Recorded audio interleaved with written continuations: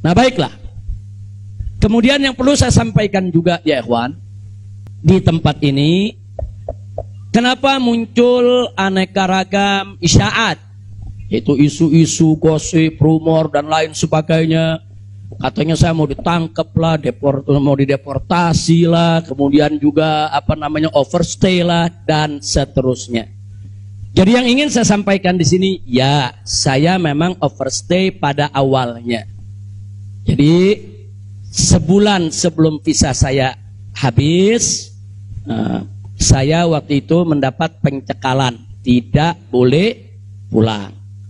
Nah, tapi pencekalan tersebut bukan karena melanggar aturan, bukan karena melanggar ketentuan keimigrasian, bukan.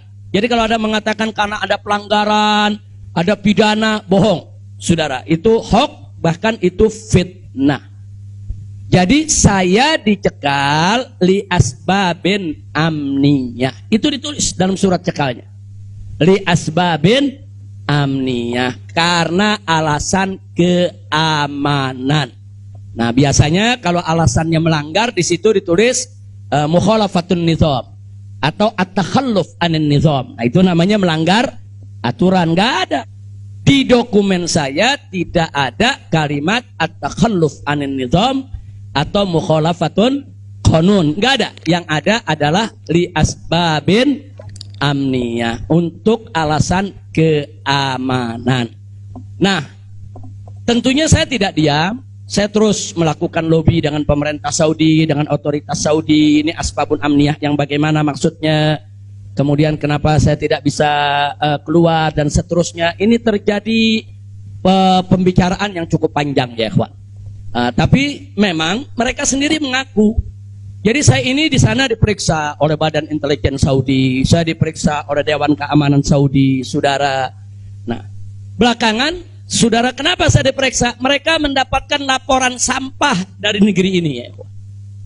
Jadi mereka bilang ini zubalah. Nahnu nahsul alal maklumat kadhibah. Kita mendapat informasi yang bohong. Bahkan mereka bilang zubalah itu sampah ya kawan. Informasi sampah tentang Anda. Jadi katanya saya ini buronan, melarikan diri, ada persoalan hukum yang saya hadapi, saya ini katanya red notice, kemudian ada lagi yang mengatakan kalau saya ini saudara orang politik yang selalu bikin keributan di mana-mana, nanti bahaya untuk keamanan Saudi. Nah, ini laporan-laporan semacam ini, saya tidak mau menuduh siapa yang melapor, si A atau si B atau si C ya kawan, tapi ini ada. Dan ini bukan laporan dari orang biasa. Kalau laporan dari orang biasa, saudara, nggak bakal dihiraukan oleh pemerintah Saudi. Ini tingkat negara. Ini bukan tingkat RT, bukan tingkat RW, ini tingkat negara. Negara Saudi mendapatkan laporan. Berarti yang memberikan laporan ini, saudara, ini tingkat tinggi juga. Nah, tapi ala kulihal semua kita buktikan. Mereka bilang, apa betul? Anda ini punya kasus hukum. Ada 2 kasus hukum. 1 di Jakarta, 1 di Bandung. Saya katakan kepada mereka, saya tidak punya kasus hukum. Mana buktinya? Saya punya SP3. SP3-nya saya terjemahkan ke dalam bahasa Arab. Kayaknya dalam sejarah nggak pernah ada SP3 diterjemahkan ke dalam bahasa Arab. Sebab kalau saya serahkan SP3, ya tentu kan polisi di sana nggak paham, intelijen di sana nggak paham apa isinya, apa maksudnya.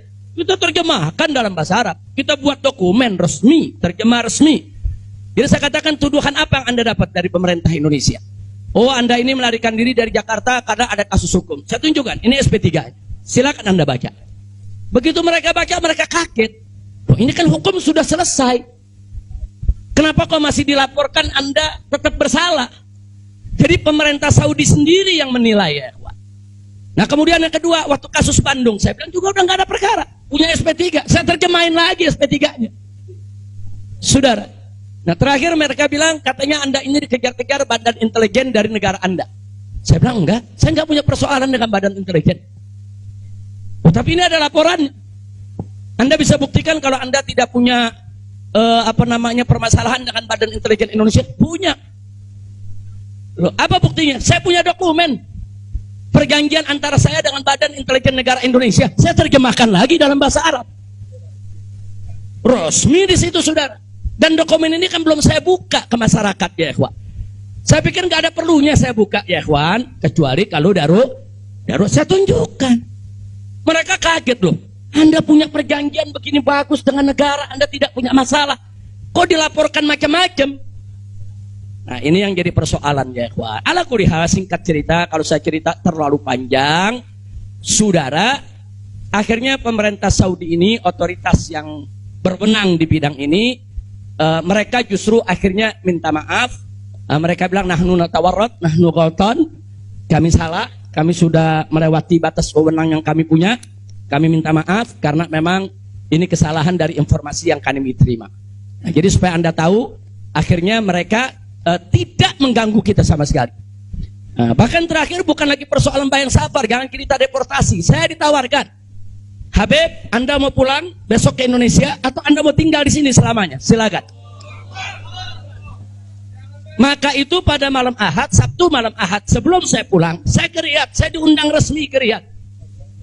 Saya diundang resmi ke Riyadh, saya ketemu petinggi di sana ya kawan. Mereka tawarkan, mau tinggal di sini, kita berikan iqamah, kita berikan izin tinggal, mau seumur hidup pun boleh. Silakan Anda memutuskan. Enggak, saya enggak punya persoalan sama pemerintah Saudi, ya kawan. Jadi bohong kalau ada yang bilang saya punya persoalan.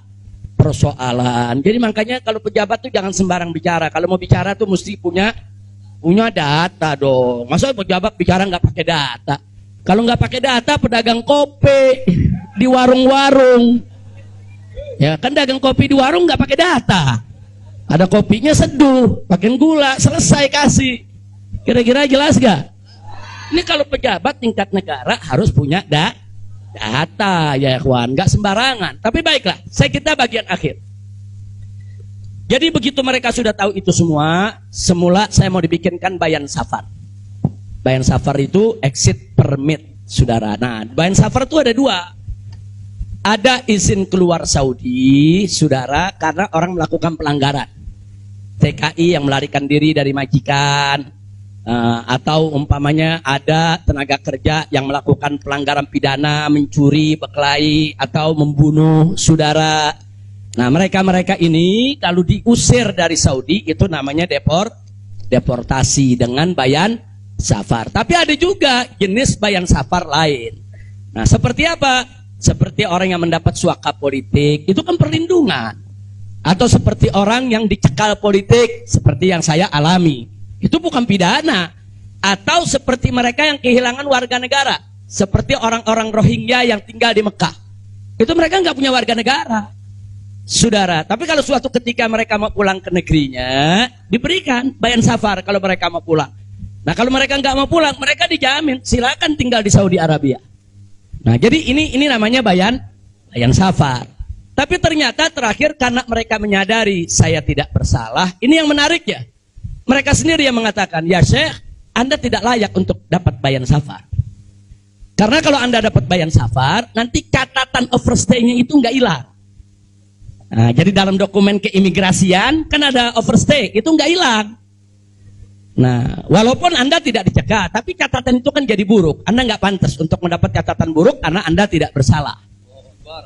Jadi saya tanya, lalu apa mau diberikan? Jadi dibatalkan itu bayan safar. Lalu apa mau diberikan? Kami perpanjang visa Anda. Jadi selama 2 tahun lebih, 3 tahun setengah itu ya kawan, seolah-olah saya punya visa umurnya 3 tahun setengah. Tidak ada overstay ya kawan. Nah cuman pada saat mereka tanya, mau diperpanjangnya sampai kapan ya Syekh? Dia tanya, saya mau sebulan, mau 2 bulan lagi. Saya katakan enggak, saya mau pulang tanggal 9 insya Allah. Jadi cukup bayan safar, bukan bayan safar, tamdidnya cukup sampai tanggal 11 ya kawan. Nah, cukup tanggal 11, tanggal 9 insya Allah saya pulang. Nah jadi ini yang perlu saya sampaikan sekaligus klarifikasi, bohong. Kalau ada mengatakan saya melanggar aturan di sana, saya dicari, saya mau dipenjara, bohong. Nah, dan saya sesalkan kalau kalimat-kalimat semacam itu keluar dari mulut pejabat ya kawan. Kira-kira jelas tidak? Paham semua?